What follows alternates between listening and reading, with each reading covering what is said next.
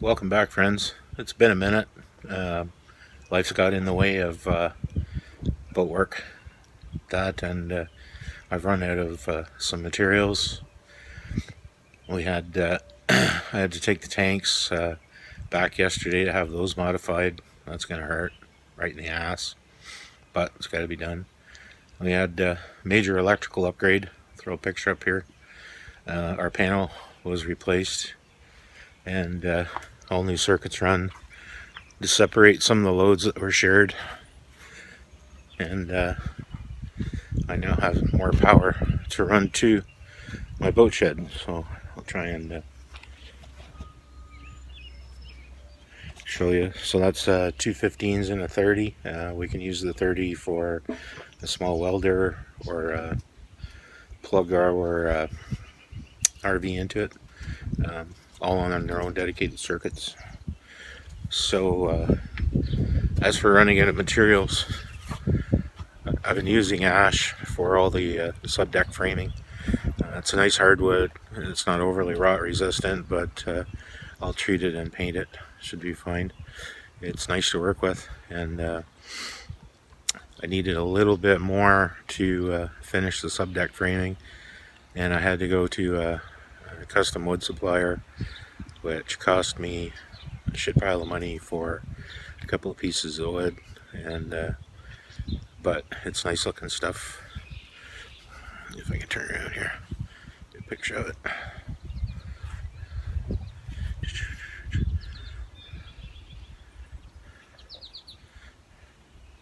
These are 8/4 by 6 by 12 inch. And unfortunately, they're about $100 Canadian a piece, but I'll chop them into little sticks and probably little chips off the planer and stuff like that. And there's the project supervisor telling me to get my shit together and get my act going, get this thing done. Right, Junior? What do you think? Mr. Mo, what do you think? Will we get her done? Junior? Hey. Okay. That's enough fooling around. Back to work.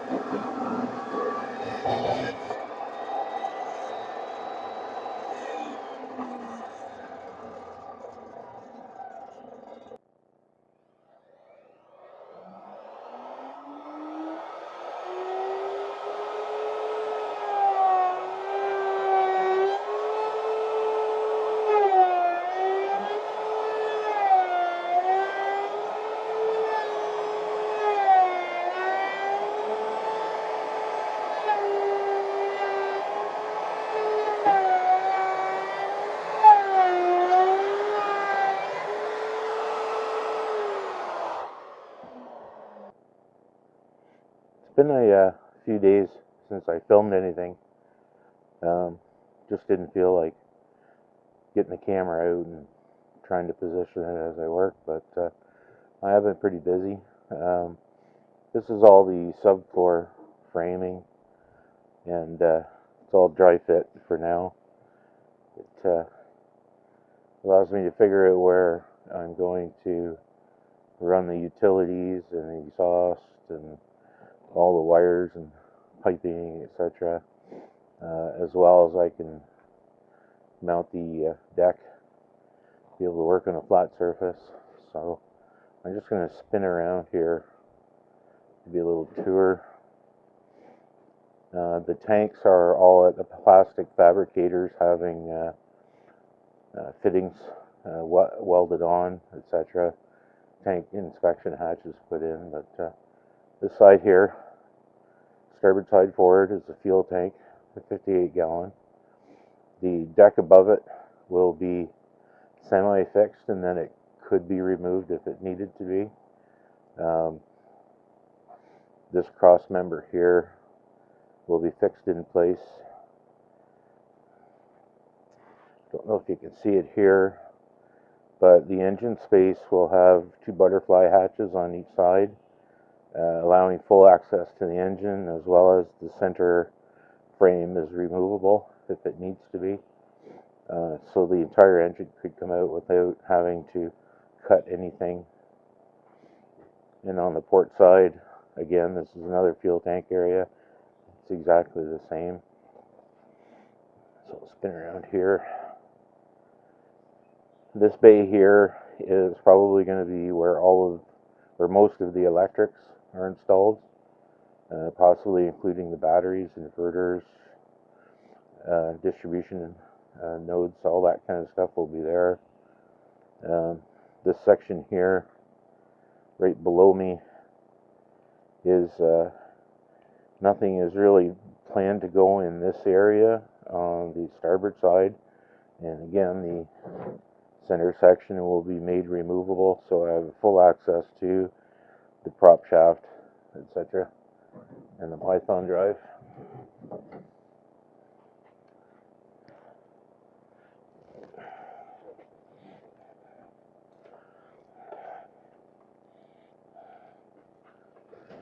So I'll back up a bit. This area on the port side will have the muffler. We'll run through here and all the exhaust piping back, aft. Starboard side over here will be a freshwater tank, and there's room to mount the pumps in front of it, etc. And again, this will be a full width hatch with the center section removable. If I ever had to remove a tank or anything, I could, without having to cut through the floor. And again, on the port side, this is another water tank.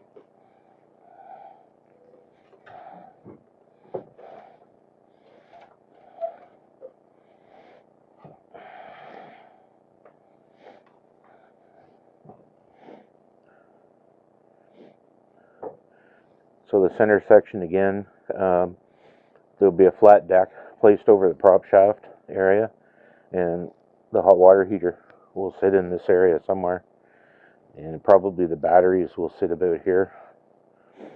Again, the center sections are removable should you ever have to get to it. Large butterfly hatches on each side. This side here and this area is the black water tank. It has a fixed deck over it. It would be not easy to remove because the deck will be fixed. Outboard is a storage area, and the starboard side is just a mirror of this.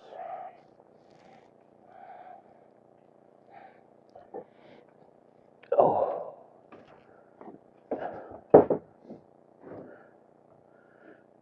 To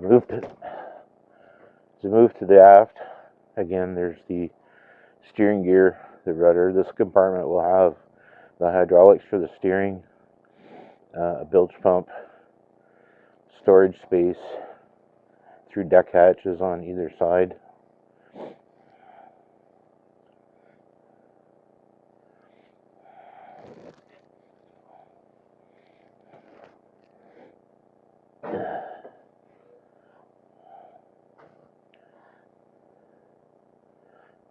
This area against the transom is a little different. There'll be a bulkhead which will come up and form storage compartments. And what I intend to do is to semi-permanently mount our little Honda 2000 generator in this area. And on the port side, we'll have our extended run fuel tank, and the line will run across. And again, that will be semi-permanently fitted. The areas below this, I guess, could be used as storage, but I really don't have anything to put there, so it's just a void space for now. and there'll be hatches in the deck should I ever need to access that portion of the hull. So that's about it. Try and get a wider angle shot here so you can see what's going on. Now what I have to do is tear it all out so I can prep the areas so when I get my tanks back they can go right into place, because I have no place to store them now. I've reallocated their original storage space to other stuff, and I've got to begin gluing in, or finish gluing all the battens that run along the hull and the transom. And then these two small bulkheads here need cleats. They'll have to be glued into place. So that's about it. I'm just going to turn on the tunes and work away, and I'll get back to you when I have something more newsworthy.